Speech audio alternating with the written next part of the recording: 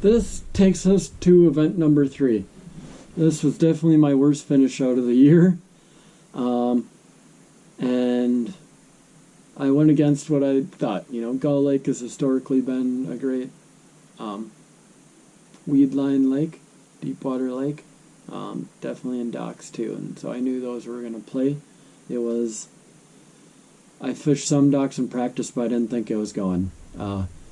Once again, I made bad decisions, not just fishing shallow, but that I wanted to run up to the little lakes. I did good there a couple of weeks before that, but I know there's so much pressure that are up there. When they did the lake split, that you either had to go way up to the little lakes, stay down in Wilson and Steamboat. You had to make a call, because whatever way you ran, you weren't probably going to get a chance to do that. And there was one of the lakes up there. Sounds like one of the top person that was in the top 3 or 5 or whatever stayed in that lake, and that was the lake that I knew a month before that, when I had like a half day to go out there, that I looked at, and the lake was on fire, and it didn't matter. There's little points and all kinds of other stuff just drop shot, and that it was just stupid. There was a group on side imaging when I was there about a month before that. There were so many fish down there, you could see them on side imaging. It was ridiculous. And, you know, I know pressure gets to them. There's night leagues and all kinds of stuff up there, Brainerd area, that it would probably go down. Those little lakes get a lot of pressure. So I psyched myself out of it. I stayed down in Wilson Steamboat, which I also caught a bunch of fish, just fishing this coontail. Obviously missed one major one. I missed Aaron Teal, heck of a fisherman, was on a point right by me, and I definitely missed that point. I didn't have enough time. I can't remember how much time I practiced it. I got on one crazy thing the day before, once again making bad calls. First bad call was not running to the north, and then the day before a storm came in, and I got on this throwing a Senko in the reeds deal when this giant storm came through the day before, and it was absolutely stupid. I caught quite a few fish just throwing a Senko right on the edge of the reeds. It was just, that played in my mind, and I was like, if I don't make that long run up there, I gotta start on the reeds, which I hate reed fishing. If you watched my other videos, it's something that I don't do, and it played in my mind, and I was like, I gotta start there. And I don't think the fish were as active. I think you had to slow down. There was still fish in the reeds. I caught a few in the reeds. I think if I would have slowed down, I would have at least caught fish. I don't know if I would have done as good, but started out once again, just nothing crazy, just a wacky rig Senko. Learned that I was using the wrong hook. I was just using, I think it was a Nico hook, not as big as this one, but it was just like a regular VMC Nico hook. I think whatever I used for drop shotting, and I was using that, and it was just, I lost quite a few fish that day. I lost a real big one that I think I show in the video, and I should have went to like more of a little circle hook, or more of like just a straight up number 2, just little regular hook, just a little drop shot one. I think that probably would have helped to stick them, but a lot of bad calls that first half. We ended up just fishing just one little weed line somewhere where I caught some bites real quick, and they just weren't grouped up there super good.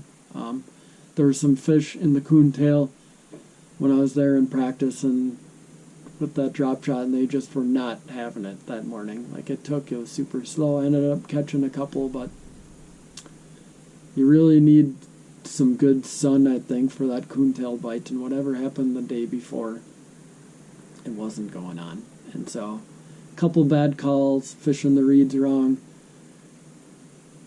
sticking with the reeds, throwing the wrong hook.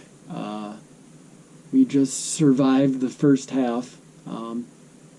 I didn't go dock fishing. I just had no confidence. It looked like some people ended up catching some down in the southern bays on some docks, and by the time I would have went and tried to done it, I psyched myself out, and there's so many people that had already burned through a lot of that stuff, I just decided not to. So, a lot of bad calls.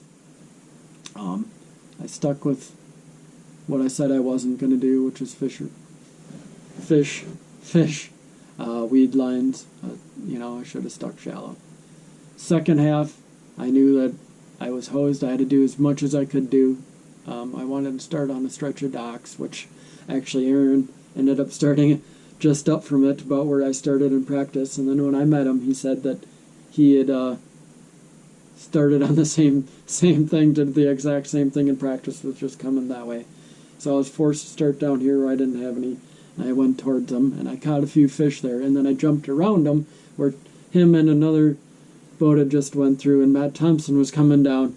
So I went down and missed some fish, caught a couple fish on that stretch of docks before I got up to Matt.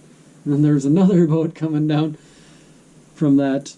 You know, there's a lot of pressure on that stretch of docks, but there's obviously a lot of fish. You may have even been able to go back to them. I tried to go back to a couple other ones, and it didn't work out. So, once again, with my limited practice, I just ended up skipping docks, and there was a lot that I thought that weren't good docks.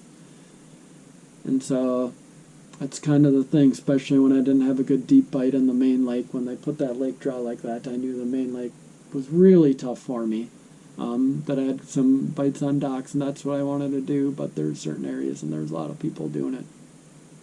In all reality, I should have sat there and ground it out.